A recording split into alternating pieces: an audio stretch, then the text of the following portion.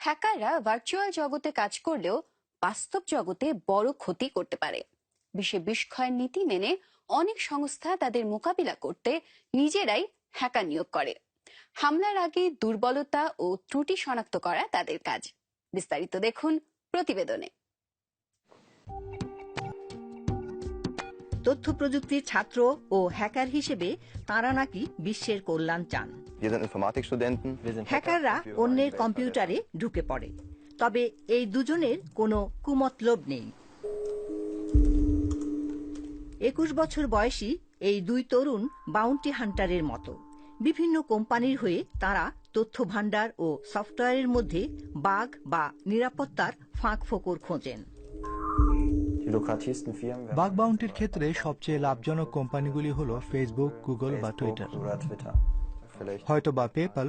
তবে আগে ভাবতে হয় সেখানে কতটা পাবো এবং তার জন্য কতটা সময় প্রয়োজন এবং তা থেকে কতটা পাওয়া যাবে। গুগলের ক্ষেত্রে ধরে নেওয়া যেতে পারে যে সেখানে সহজে ফাঁক ফোকর খুঁজে পাওয়া যাবে না, কিন্তু পেলে অনেক বেশি টাকা পাওয়ার সম্ভাবনা আছে। দুজনেই প্রায় 30,000 ইউরো করে আয় করেছেন, উচ্চশিক্ষা ও প্রশিক্ষণের পাশাপাশি শখের চাকরির মতো। প্রেরণা ও বড় কিছু আবিষ্কারের উত্তেজনা থেকেই এই তাগিদ আসে। কিছু মানুষ এক্সট্রিম স্পোর্টস নিয়ে মেতে ওঠে, বাকিরা হ্যাকিং করে।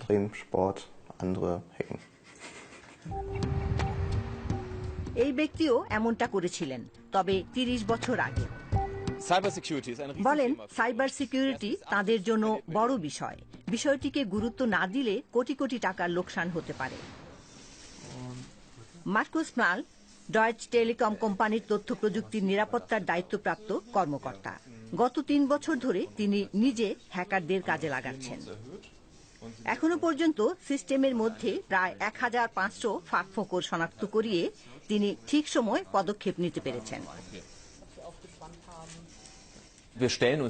আমরা সমস্যার মোকাবিলা করছি। যত ভালো প্রসেস হোক না কেন, নিশ্চিদ্র নিরাপত্তার গ্যারান্টি দেওয়া সম্ভব নয়।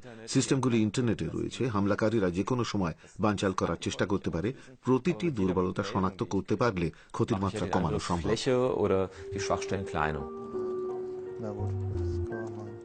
এই দুই হ্যাকার পারাবন বিশ্ববিদ্যালয়ে পড়াশোনা করেন। তাদের সেরা কাজ হল পেপাল ওয়েবসাইটের এক মারাত্মক দুর্বলতা শনাক্ত করা। এই ভুল ধরিয়ে দিয়ে তারা 15,000 ইউরো আয় করেছিলেন। বিশ্বভ্রমণের বাজেট উঠে এসেছিল।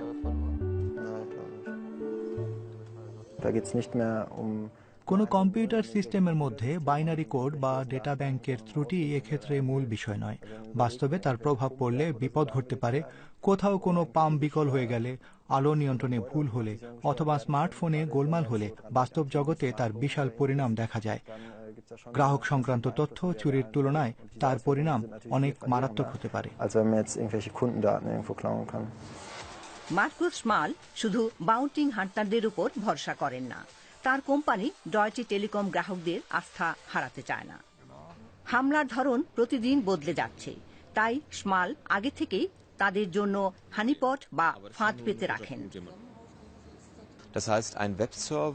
অর্থাৎ আমরা ইন্টারনেটে এমন একটি ওয়েব সার্ভার, ওয়েব পোর্টাল তৈরি করেছি যা হামলাকারীর কাছে দুর্বল মনে হতে পারে। তারপর সার্চ ইঞ্জিনে তার প্রচার করেছি। তারপর হামলার অপেক্ষায় থাকি। তখন জানতে পারি কারা কিভাবে আমাদের উপর হামলা চালায়। যেসব হ্যাকাররা বাউন্টিং হান্টার হিসেবে কাজ করেন তারা ত্রুটি খুঁজে পেলে তা শোধরানোর আগে পাঁচকান করেন না, না হলে পারিশ্রমিক জোটে না।